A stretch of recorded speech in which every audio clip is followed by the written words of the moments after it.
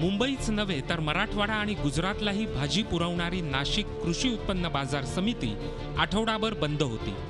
या बाजार समितीतल्या सर्व व्यापारी आणि आडते यांनी निर्णय घेऊन शेतकऱ्यांची आडतच्या जोखडातून मुक्तता केली आहे। त्यामुळे 100 रुपयांच्या व्यवहारातली 2.5% रक्कम लिलावाची व्यवस्था सांभाळणाऱ्या आडत्याला व्यापाऱ्यांकडून दिली जाणार आहे।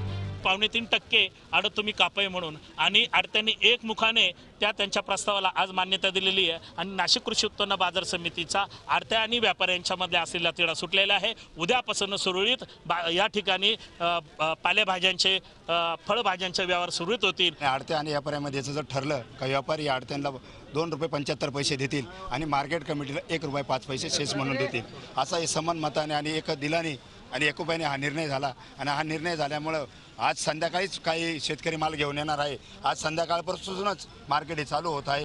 यामुळे 7% आडत असतानाचा वापसीचा प्रश्न आपोआपच निकालात निघालाय।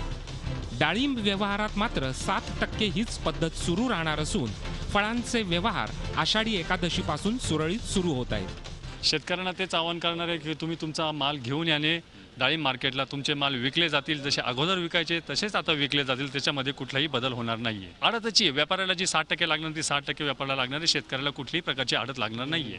उद्यापासून मार्केट चालू आहे, तिथं लिलाव पद्धत नेहमीप्रमाणे सुरू राहणार आहे आणि जो हा आडतचा जो व्यवसाय आहे म्हणजे जो आडत जो अगोदर शेतकऱ्यांना लागत तो आडत आता व्यापाऱ्यांना लागणार आहे।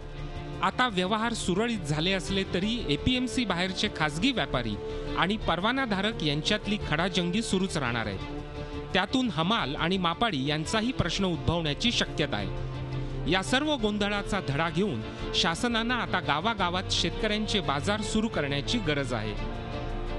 योगेश खरे, झी मीडिया, नाशिक। झी 24 तास रहा एक पाऊल पुढे।